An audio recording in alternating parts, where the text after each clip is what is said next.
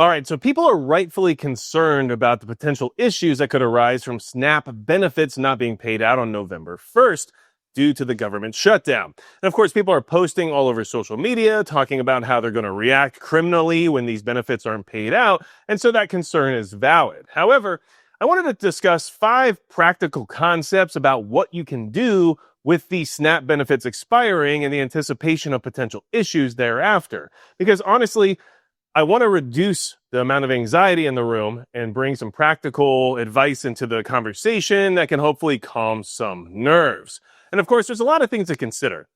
We all know the SNAP program is ritually abused. We understand that a lot of the benefits are sold off at a discounted rate in order to get cash for luxury items, and it's basically a black market of SNAP benefits that exists out there. There's a lot of people who abuse the system, who shouldn't necessarily be on it. We also know that a lot of people receive these benefits when they really shouldn't in the sense of their citizen status. So we have a lot of issues regarding the program, but that's for another day, unfortunately, because these benefits are relied on by millions of people, and it will have an effect to some degree. So let's go over these 5 concepts I really want you to consider, because I think it will help a lot as soon as we get a word in from today's video sponsor.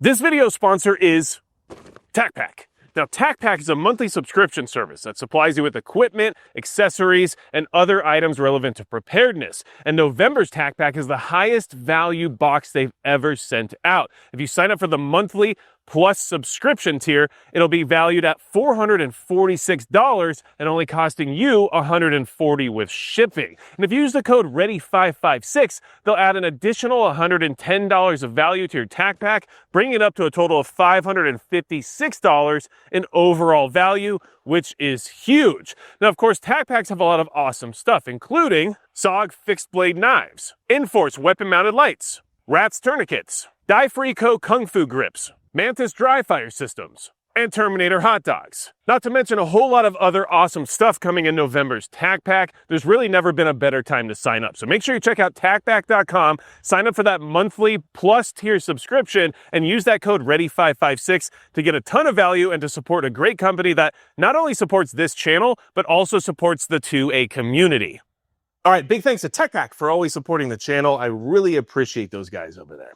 So, the first concept I want you to consider regarding what to do about SNAP benefits expiring and the people who might react negatively thereafter is not to panic. Step 1 is don't panic, because a lot of information that's being put out there right now isn't necessarily genuine. You need to understand that a lot of these influencers that are putting out videos talking about the criminal acts that they're going to commit after they don't receive their benefits on November 1st likely don't even receive benefits at all anyway. This is an opportunity to get viewership and clout with certain communities, and they're seizing upon it. And of course, it's pushing additional chaos. And the agents of chaos who like to see more of it grow are pushing that content to the forefront. So understand, a lot of people are talking about Snappocalypse, right? And all these issues about civil unrest and the destruction of major cities once these benefits run out. But in reality, that's very unlikely. Do I expect some level of unrest or disruption? To a certain degree. But I don't necessarily think it's going to be apocalyptic like what we've been told. And we have to understand that a lot of this information that's put out there is put out there for the reason of chaos more than it's for actual factual intelligence. So, the next thing that I want you to consider, at least as of right now, is it wouldn't be a bad idea to buy some extra food. Now, I'm saying that because some of these influencers that are getting that message out there may actually influence people who are willing to do those things. So, of course, there is a potential for some issues occurring within grocery stores. If you can stock up on a little bit of extra food now to avoid going to the store on November 1st and in the immediacy thereafter, I think you would do well in the sense of strategy by avoiding any potential problems, which is generally what we try to do here in the preparedness community. So yeah, buy some extra food if you can. I think it's a good idea if you can avoid going to the store during that initial time where those benefits run out, just in case anybody does want to get wild. And the other thing to consider is that when you're buying that additional food, I would also eat the perishable food first, in the sense of making sure that nothing expires within that time period. And then if I do have to rely on other food so that I don't go to the stores, just in case things do actually spiral out of control,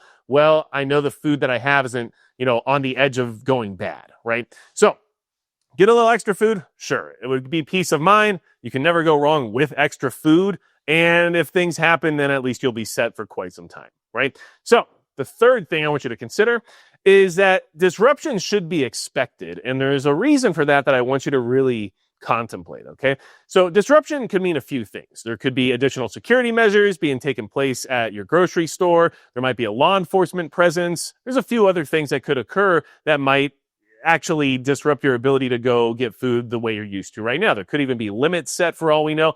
I just don't know what will happen because it will be on a local level and not on a national level, right? But what I will say is I expect those disruptions. And one of the reasons for that I want to just kind of reiterate with you here is that there's about 2 million SNAP beneficiaries here in the country that are non-citizens, that are foreign beneficiaries. And you have to understand that a lot of these people, especially if they're new here, especially if they're involved in refugee programs or whatever else it might be that brought them here in the first place, culturally and socially, they're not programmed to just deal with the fact that these benefits aren't being paid out.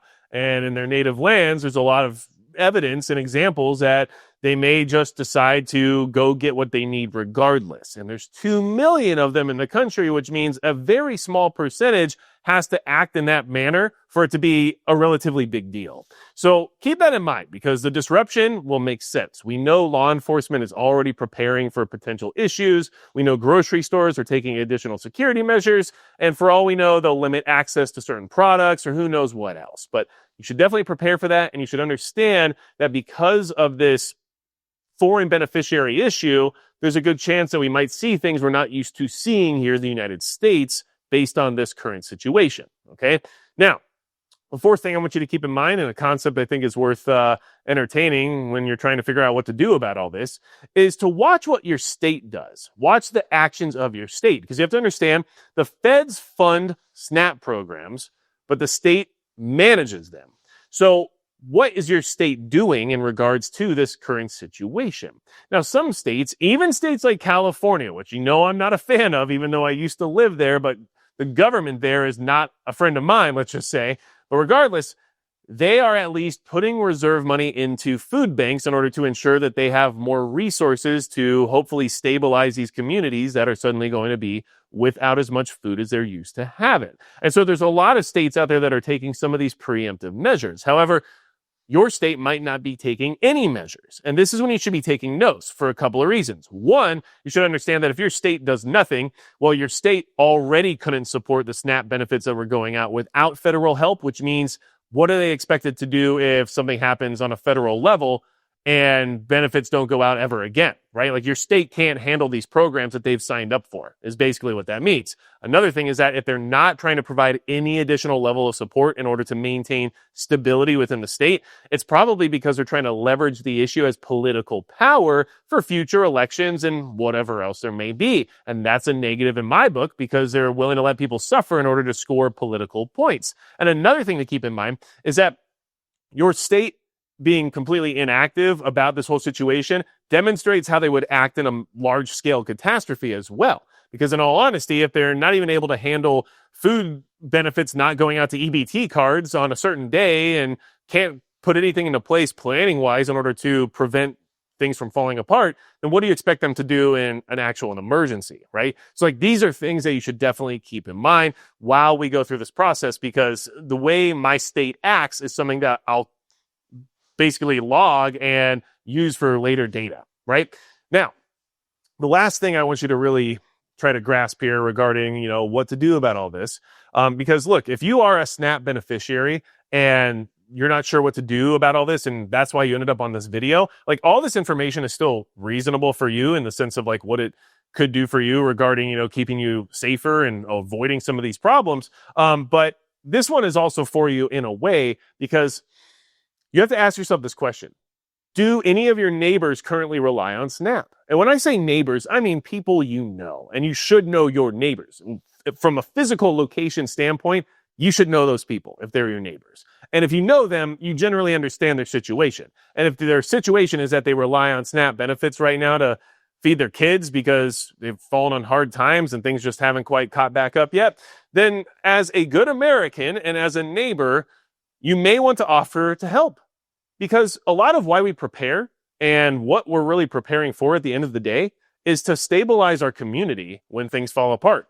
We don't want our community to turn into chaos because that's very dangerous. So we want to stabilize our community and help each other when things happen, which we always see after natural disasters, right? So consider it like a natural disaster. And if you know your neighbor, and I mean know them, I'm not just saying, hey, random guy on the street, do you need help? But I'm talking about the people who live next door to you, live around you, the people you know by name. If you know that they currently need assistance, you might want to offer it. That's an American thing to do. That's a good neighborly thing to do. And if you have additional supplies on hand because you're prepared, like I am, and you know that that could help somebody get through this difficult time and keep their kids fed, even if the parents make bad decisions, the kids aren't part of that. It's not their fault. Well, that helps to stabilize your community and it helps your neighbors and it helps build rapport, a good relationship. And it's truly what we're preparing for in many ways, which is stabilizing our neighborhood and our community and our locale and ensuring that we can maintain the lifestyle of Americans moving forward, right? So those are the concepts I would be considering right now. That's the advice I have for you if you're worried about what to do about all this. The best piece of advice I can give you is don't panic, right? Remain rational, remain calm, and understand why so much of this vitriolic information is being put out there in the first place. So let me know in the comments below what you think will happen. Let me know if you think we'll see large-scale unrest or if we're going to see grocery stores being raided. I mean, these are all potential possibilities. I just don't think we'll see an apocalyptic event like people are trying to broadcast at this point in time. However, I could be wrong. And at the same time, if you want to support the channel, which I always greatly appreciate, make sure you hit the subscribe button down below, like, share, all this stuff, because it really does help. And visit magicprepper.com because there's a lot of interesting products there. There's a lot of cool companies I work with, and there's affiliate links, discount codes, and all kinds of stuff where you can get stuff you're going to get anyway, but also support the channel in the process. And that really does help more than you would know. So anything else you need from me at all, go to magicprepper.com. And besides that, that's going to be it for Magic Prepper.